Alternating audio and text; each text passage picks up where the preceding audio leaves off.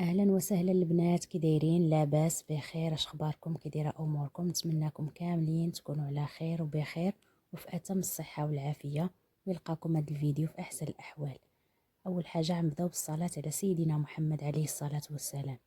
مرحبا بكم في قناتي، ودائما شيوات اقتصاديه بسيطه في متناول الجميع.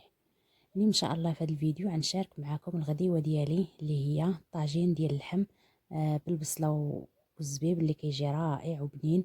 الطريقه ديالي كما كتلاحظوا كتجي واحد المريقه اللي خاطره وعاقده وشي حاجه اللي بنينه. خليكم مع المقادير وطريقه التحضير.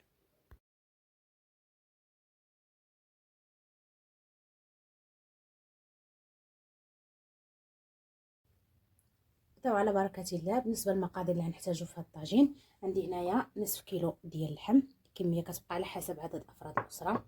عندي هنايا 5 ديال البصلات حجم متوسط، كذلك الكميه كتبقى على حسب عدد افراد الاسره. عندي هنايا تقريبا قريب نصف كاس ديال الزيت، وفايت 4 كاس زيت المائده. وعندي هنايا قزبر ومعدنوس في الكونجيلاتور. وعندي هنايا الزبيب كتبقى على حسب الكميه اللي بغيتو.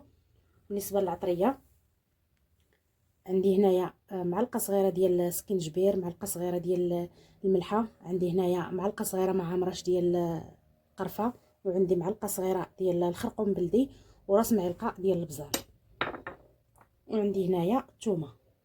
هادو هما المقادير اللي غادي نحتاجو في هاد الطاجين. نبداو على بركه الله. هنا البنات خديت الطاجين وضعته فوق النار. دابا غادي نضيف ليه الزيت،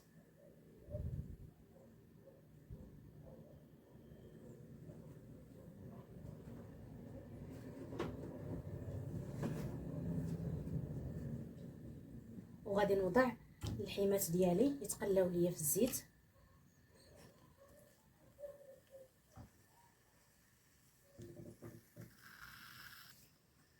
غادي نقلبهم بحال هكا، ومن بعد عاد غنضيف ليهم باقي المكونات.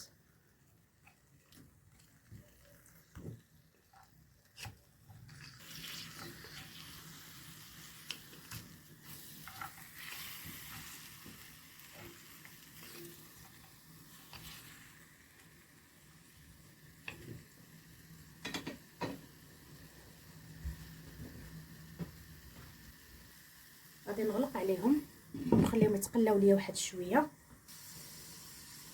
دابا البنات بعد ما تقلى ليا غادي نقلبو كذلك بحال هكا.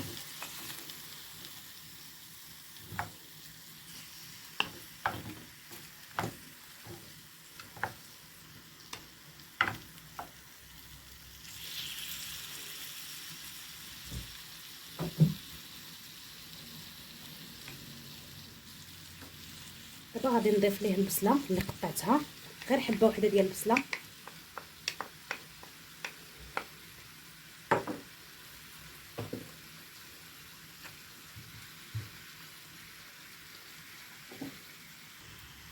وغادي نضيف قزبر ومعدنوس.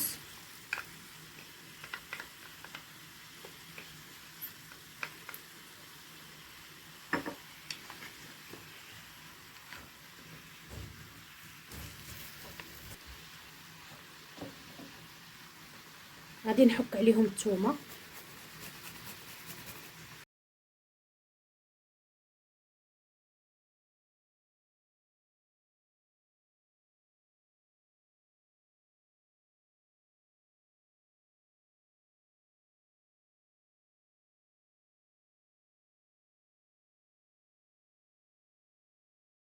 وغادي نضيف العطريه.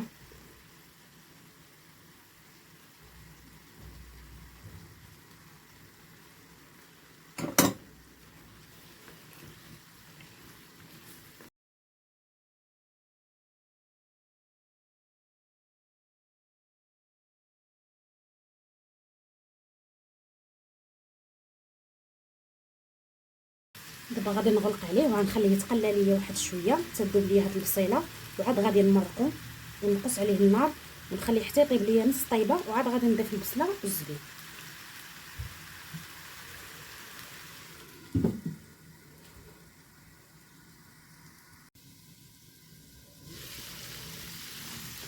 دابا كما كتلاحظوا بعد ما تقلى ليا دابا غادي نمرقو وغنخليه يطيب ليا نصف ساعه تقريبا. عاد دخلوا شويه طياب اللحم وغادي نضيف له البصله، غادي نقطعها وغنضيف ليه الزبيب. خليكم معايا.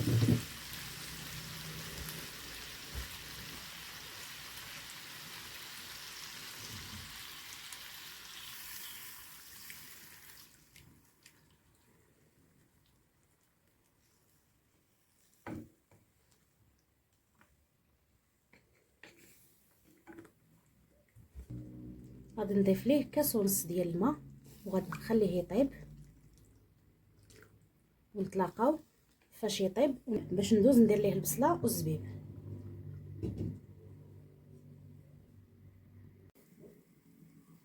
دابا البنات بعد ما طاب ليا اللحم هانتوما نص طايبه كما كتلاحظوا. دابا غادي نضيف ليه البصله. هنا خديت البصله اللي كانت باقا ليا قطعتها بحال هكا. دابا غادي نوضعها بحال هكايا.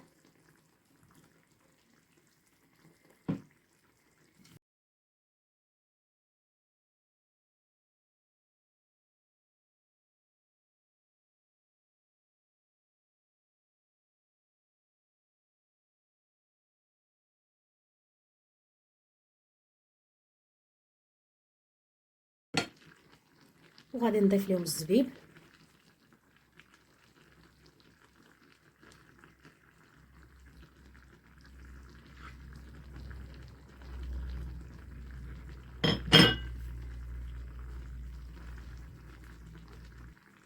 دابا غادي نزيدو نصف كاس ديال الماء لحقاش البصله عندي كتطلق ليا الماء.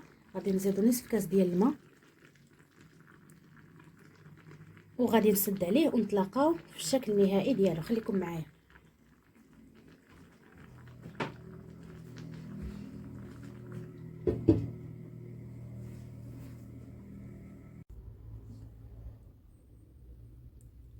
هانتوما البنات هذا هو الشكل النهائي ديال الغديوه ديالي اللي شاركتها معكم. هانتوما المريقه كيفاش كتجي. هانتوما المريقه كتجي عاقده ومدغمره كما كتلاحظوا. كان هذا هو الغديوه ديالي البسيط شاركته معكم بالطريقه ديالي. نتمنى الفيديو ينال الاعجاب ديالكم. ما تنساوش ديروا لايك تابوناو عندي في القناه باش يوصلكم كل جديد الوصفات. تلقاو فيديو مقبل. في امان الله.